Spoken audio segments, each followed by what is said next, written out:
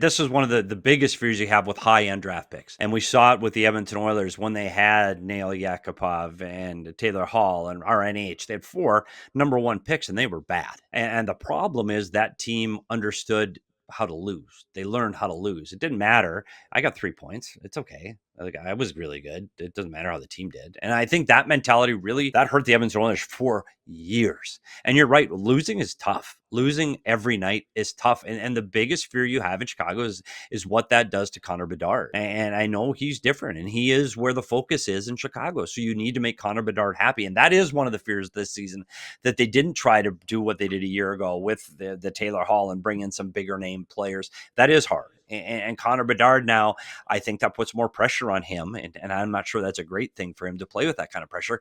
But you need him to find a way to get wins. You're right. You're 100% right. This is the last year that I think you can look at, hey, we're going to struggle through this again. I really believe this is the turning point season for the Blackhawks of, hey, come next summer. Now, Nazer's got another year under his belt. Bedard's almost a veteran now. Like, we got to go. Like, it's time to go. Our defense, we've got the top 6. We're 2 or 3 players away. Let's go.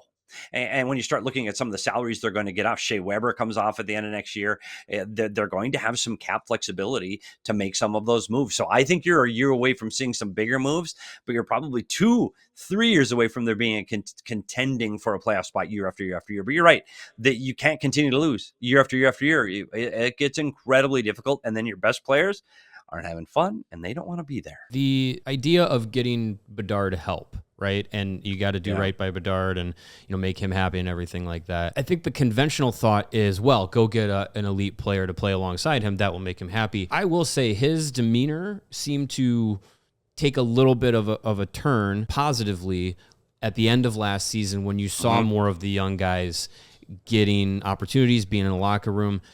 As much as it may have been an impact on the ice, if they had gotten a Nikolai Ehlers or Mitch Marner or anybody to play with Bedard, can it also be said that maybe just having him alongside peers, friends rather, in the locker room, that can also affect his mood, his temperament, however you want to describe it, and put him maybe in a better spot, that he is alongside people that he's going to grow with, rather than just saying, well, it's just got to be talent for talent. That's a really good point. And you talked earlier about how happy they were in San Jose. Part of it was because they were so many young guys.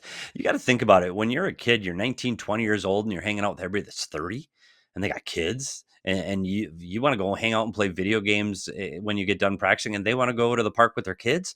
Yeah, it's hard. And it is a hard grind in 82 games, as hard as it is. And now he's got those peers. So I do think that's going to help. And I think you're right. I think when you saw those late call-ups for the Chicago Blackhawks late in the season, you did see a jump in his step. I do believe that. And I think playing with that youth, maybe it brought back juniors to him. Maybe it goes, hey, we've got some really fast players, like really fast players with some high skill. Yeah, I can grow with these guys, and I think I can be better.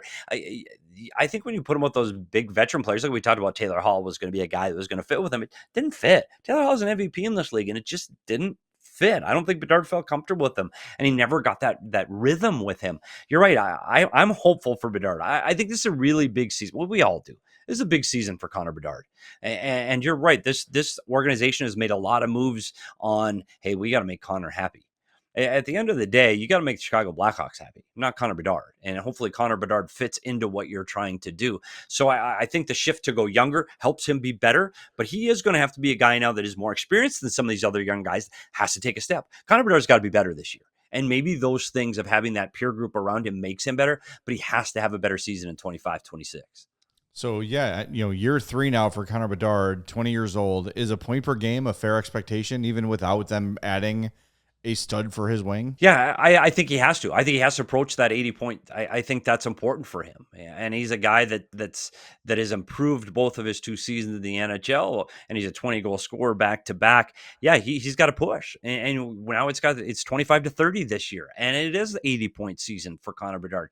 Because when the expectations were when you were bad for Bedard, Arizona was in that bad for Bedard sweepstakes, and you got the guy. Well, here's the guy. Now you need to be the guy. And that's not pressure-wise, but it's, you need to start putting this team on your back. And you've seen him grow physically. You've seen him grow mentally. And I think it is time for him to take the next step. And when this team does win, And when this team does get into the playoffs year after year after year, and it's coming, I truly believe that he is going to be one of the big leaders and the big guy that's pulling you through this. So this is a year that he's going to step up and go, okay, he's going to put this team on his back a little bit more point production wise. And I think it's going to be important for him taking that step leadership wise. And I think you're going to see a much different Connor Bedard this year.